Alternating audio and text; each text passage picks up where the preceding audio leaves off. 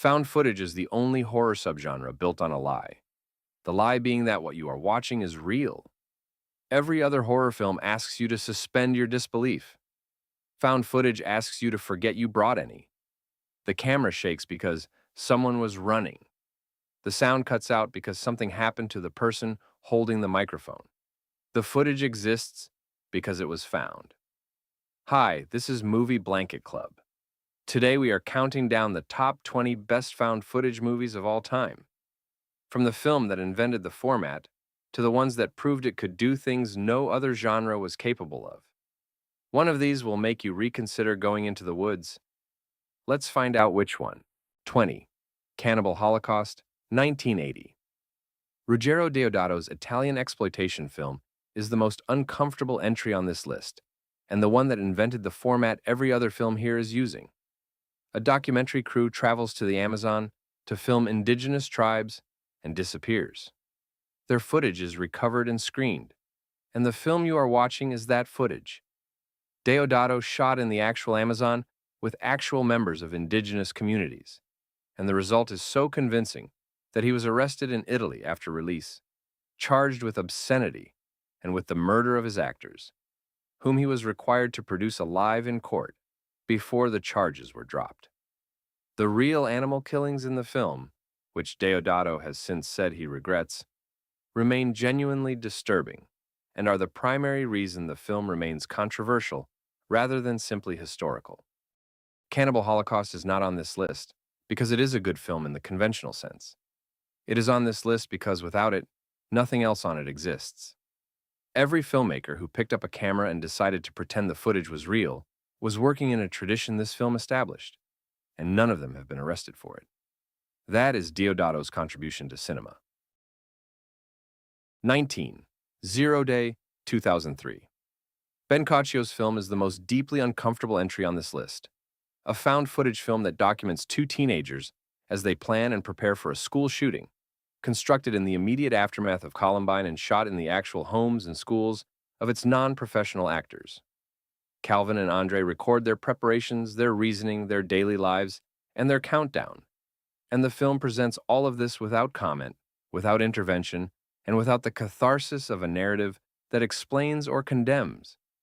Caccio's formal decision to deny the audience any interpretive frame beyond the footage itself makes Zero Day uniquely disturbing among found footage films because it refuses the genre's usual implicit promise that the camera will eventually reveal something supernatural, something other, something outside ordinary human experience. The horror here is entirely ordinary. The film was produced independently and has never received wide distribution, which means most people who have seen it sought it out deliberately. Those who have described it in terms that suggest the film does something to you that does not quite undo itself afterward. This is not a film to recommend casually. It is a film to acknowledge as the most formally serious treatment of its subject matter in the genre. 18. Noroi, The Curse, 2005. Koji Shiraishi's Japanese found footage film is the most formally patient entry on this list. A film that builds over nearly 2 hours through the assembled documentary work of a paranormal researcher who investigates a series of seemingly unrelated supernatural incidents and gradually discovers they are connected by something very old and very specific. The film is structured as a posthumous assembly of the researcher's footage, which means from the opening frame you know he did not survive what he found. Shiraishi constructs his mythology with a specificity that most found footage films, which typically rely on vague evil, avoid. There's a particular entity, a particular ritual, a particular history, and the film takes the time to establish all of it before deploying any of it. The result is a film that operates almost entirely on dread rather than shock, and which achieves a level of sustained unease that the genre rarely reaches. Noroi is largely unknown outside of horror circles, partly because it has never received a major international release, and partly because its pace requires an investment that not every viewer is willing to make. Those who make it describe the final 30 minutes as among the most disturbing in the genre. 17. The Bay, 2012. Barry Levinson's eco-horror film is the most formally inventive entry in the lower half of this list. a found footage film assembled from multiple simultaneous footage sources rather than a single camera, which gives it a documentary texture that most entries in the genre cannot achieve.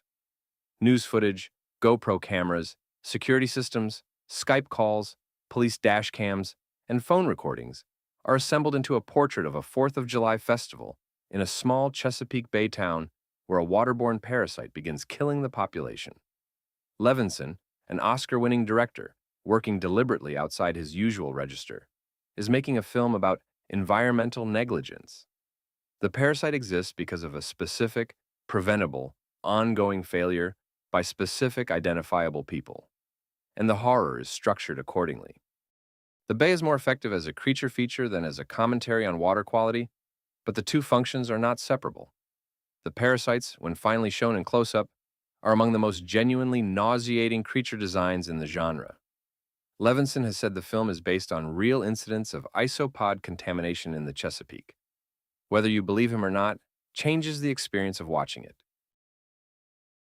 16. Willow Creek, 2013. Bobcat Goldthwait's film, yes, that Bobcat Goldthwait, is the most formally disciplined Bigfoot movie ever made, which is a category with very few genuine competitors, and which Willow Creek dominates without effort. A couple drives to Humboldt County in Northern California to investigate the Patterson-Gimlin film location, the site of the most famous alleged Bigfoot sighting, and what follows is a textbook found footage structure. Cheerful setup, gradual unease, and then the tent sequence. The tent sequence in Willow Creek is 19 unbroken minutes of two people in a tent in the dark, listening to something outside, and it is one of the most sustained tension sequences in the genre's history, a formal exercise in withholding that makes the audience's imagination do work that no budget could have paid for. Goldthwait shot the film in the actual Bluff Creek area, uses real Willow Creek residents in supporting roles, and treats the Bigfoot mythology with a seriousness that most genre films would consider beneath them. The ending is abrupt and unresolved in exactly the way the premise demands. Willow Creek is a film that understands the found footage format's greatest resource is what it does not show. 15. House LLC, 2015. Stephen Cognetti's micro-budget film is the most effective haunted house found footage on this list, a work assembled from multiple footage sources that investigates what happened on opening night at a haunted house attraction in rural New York, when 15 people died and the cause was never officially determined. The film's formal conceit, a documentary crew reconstructing events through interviews and the original production footage, allows it to use the genre's conventions without being enslaved to them, cutting between perspectives in a way that builds the mythology of the location before the horror sequences begin. The clown mannequins that appear throughout the film, slightly repositioned in each shot, gradually closer, occasionally moving when they should not be, are the best sustained visual horror gag in the genre since Paranormal Activity's standing figure. House LLC cost approximately $50,000. It performs at a level that no awareness of its budget would prepare you for. The sequels, of which there are several, are considerably less successful. The original film understands something the sequels have forgotten. The most frightening thing in a haunted house movie is not what moves, but what stays still when you are certain it should not. 14. Gonjiam, Haunted Asylum, 2018. Jung Bum-shik's South Korean found footage film is built around a real location, the Gonjiam Psychiatric Hospital outside Seoul, which has appeared on multiple international lists of the world's most haunted places, and which the South Korean government reportedly purchased and sealed after it began attracting too many visitors. A web horror show host assembles a crew to spend a night inside the facility and stream the investigation live, and the film uses the live streaming format to layer its footage in a way that creates a genuine sense of real-time dread. The split-screen sequences, in which multiple crew members experience simultaneous events in different parts of the building, are the film's formal achievement. They create the sensation of watching something you cannot process fast enough, which is exactly the sensation the genre is trying to produce. Gonjiam is an extremely well-paced film. It earns every escalation through careful setup, does not rush to its horror sequences, and when it arrives at them, delivers images that are difficult to shake. It is the best found footage film made outside the English-speaking world, which is a distinction it holds without significant competition. 13. Grave Encounters, 2011. The Vicious Brothers film is the most formally committed haunted location found footage on this list. A film about a paranormal investigation television show whose crew locks themselves inside an abandoned psychiatric hospital for a night of filming and discovers that the building does not behave like a building should. The setup is deliberately generic.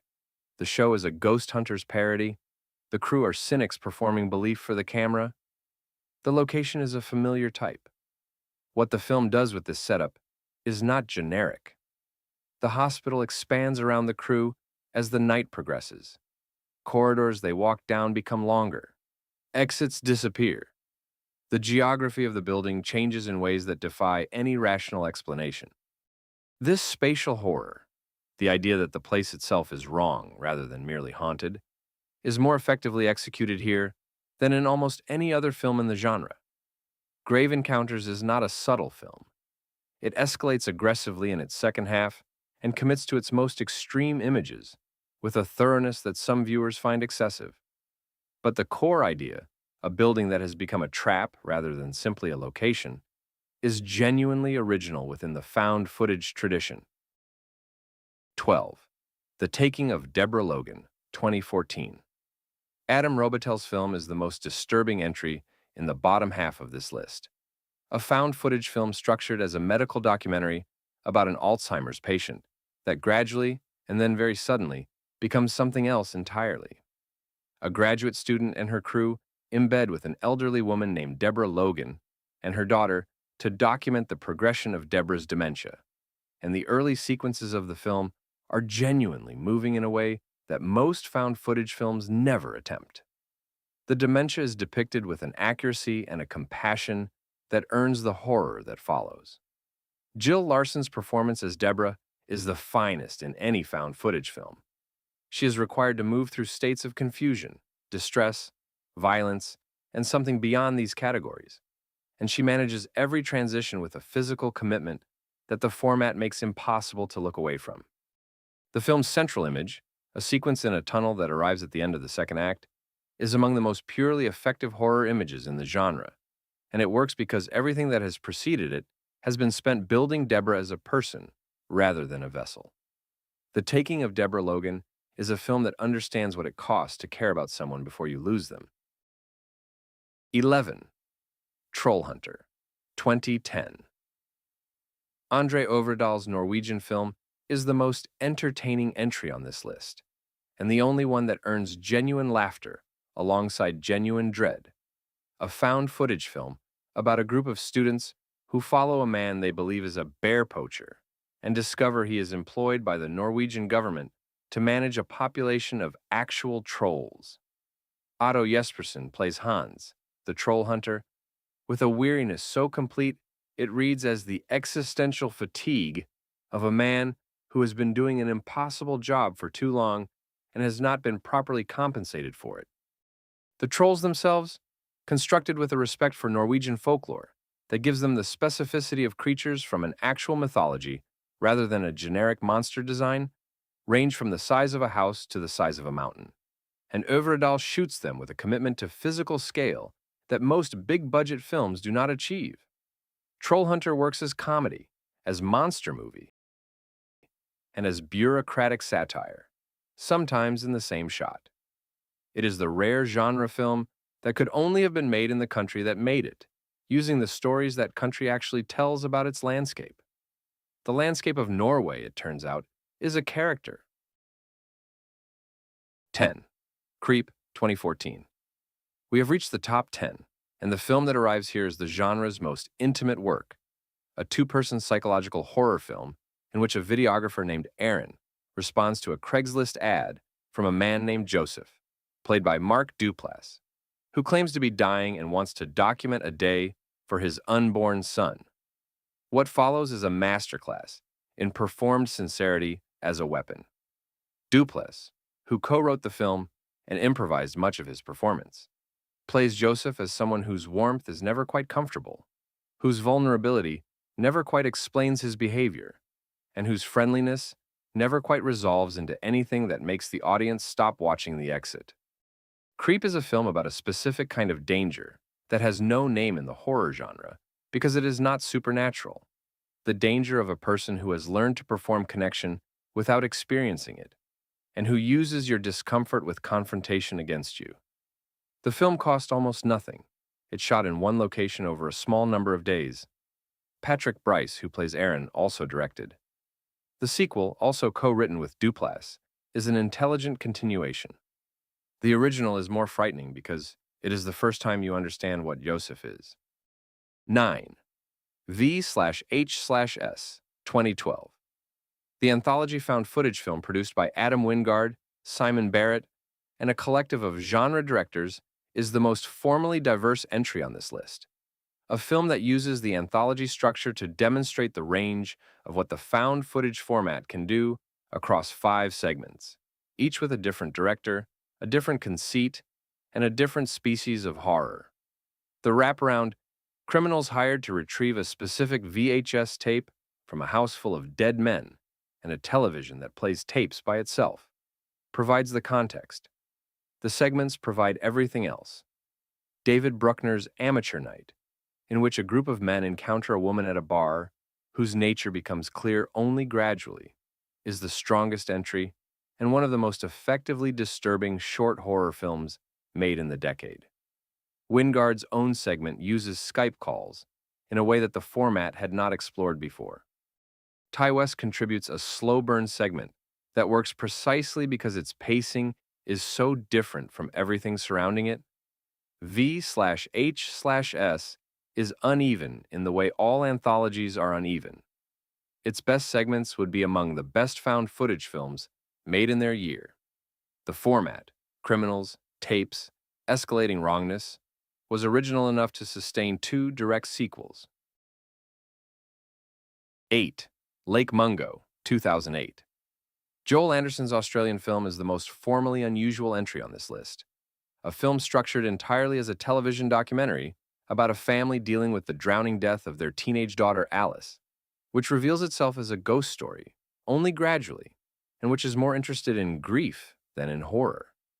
The Palmer family, as the parents, brother, the dead girl, are interviewed in talking heads, and the film moves through a series of revelations about Alice's life that her family did not know, and about the footage that keeps appearing that may or may not contain her ghost.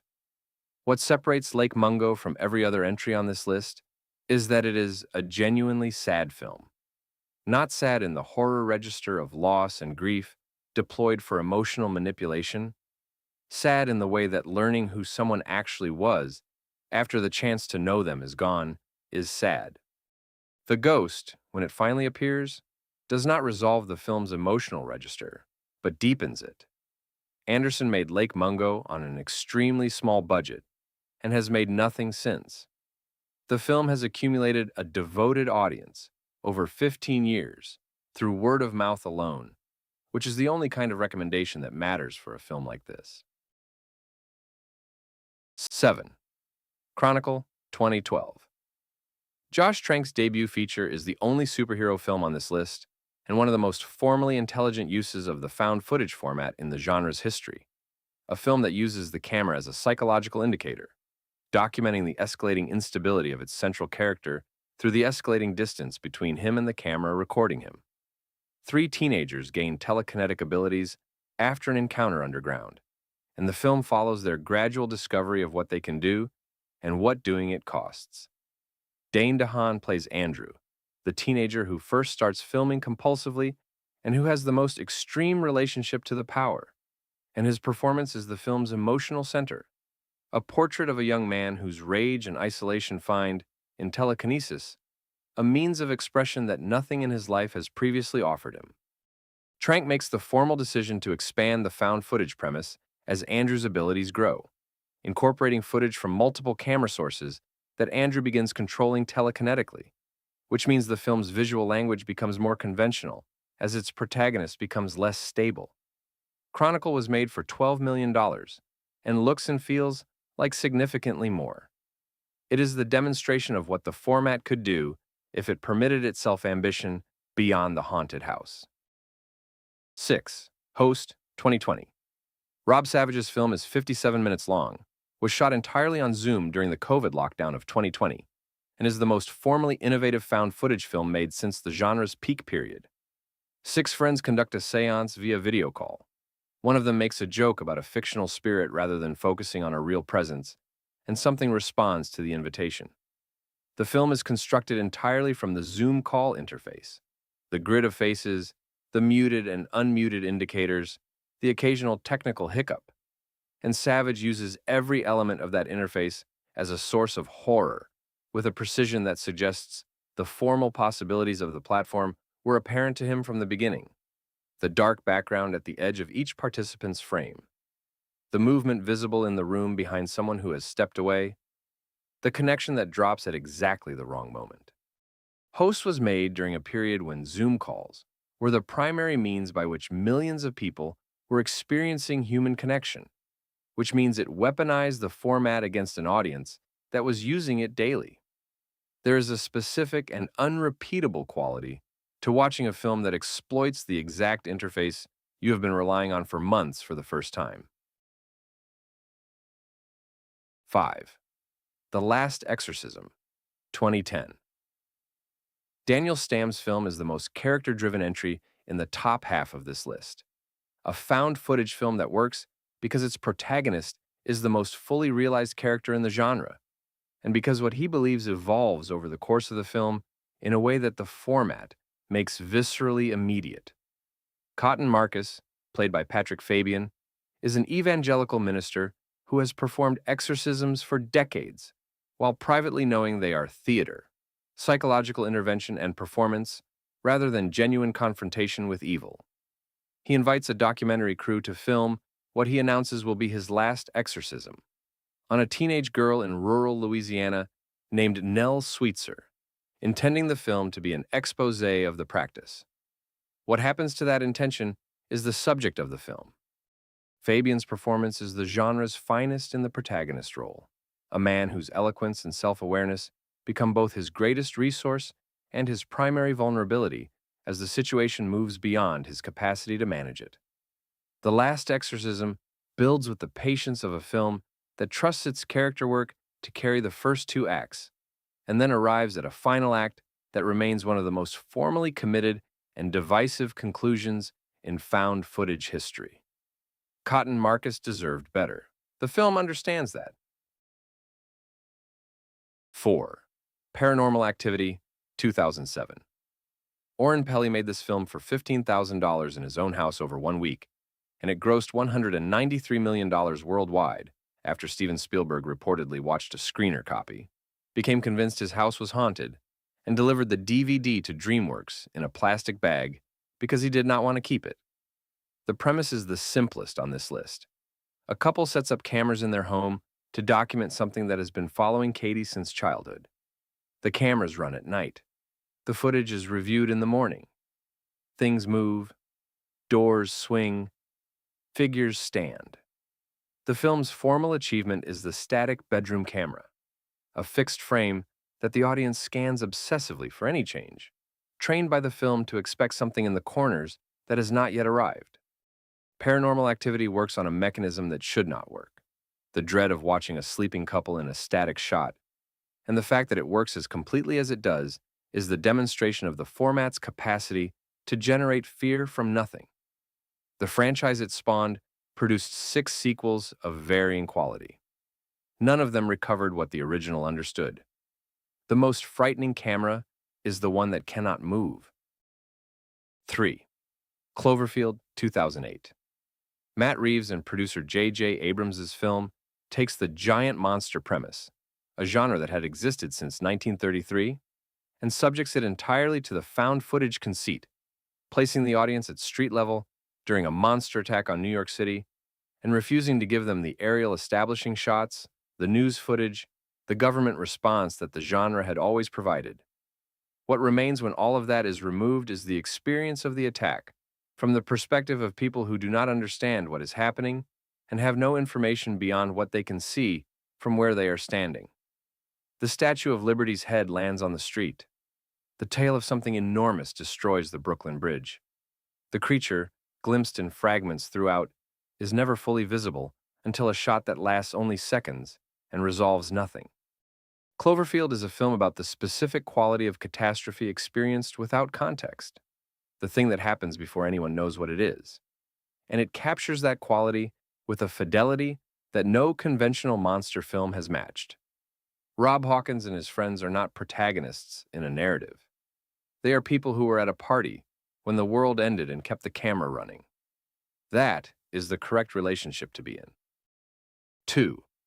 REC, 2007. Jaume Balagueró and Paco Plaza's Spanish film is the most technically accomplished entry on this list.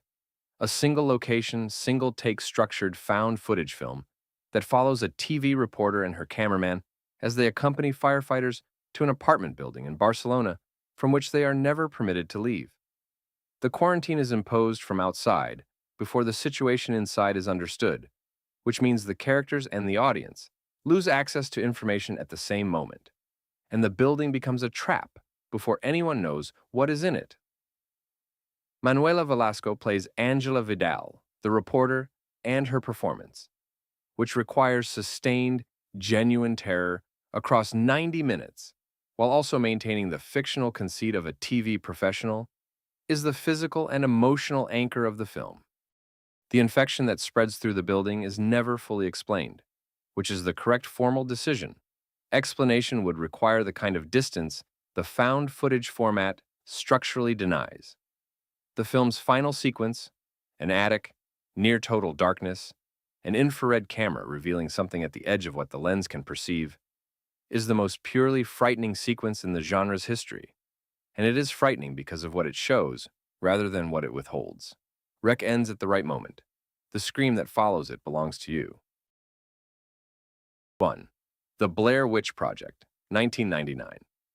Daniel Myrick and Eduardo Sanchez's film invented modern found-footage cinema, grossed $248 million on a budget of $60,000, and remains the most formally pure expression of what the format can achieve. 3 student filmmakers go into the Black Hills Forest in Maryland to investigate the legend of the Blair Witch and do not return. Their footage was found. The film you are watching is that footage. Heather, Mike, and Josh are not characters in the conventional sense. They are 3 young people who become progressively more frightened, more exhausted, and more lost over several days. And the performances Myrick and Sanchez elicited from their non-professional cast through a combination of sleep deprivation, isolation, and withheld information read as documentary rather than fiction. The film's power is structural. It gives you nothing to see. The tent at night, the handprints on the wall, the stick figures in the trees, Mike standing in the corner in the final frame. None of these images contain anything that could be classified as a special effect. All of them are impossible to forget. The Blair Witch Project proved that the most frightening thing cinema can offer is not a creature or a killer or a ghost, but a camera pointed at darkness that might contain any of those things or none of them. What you hear breathing in the woods is entirely your own. And there you have it, the top 20 best found footage movies of all time.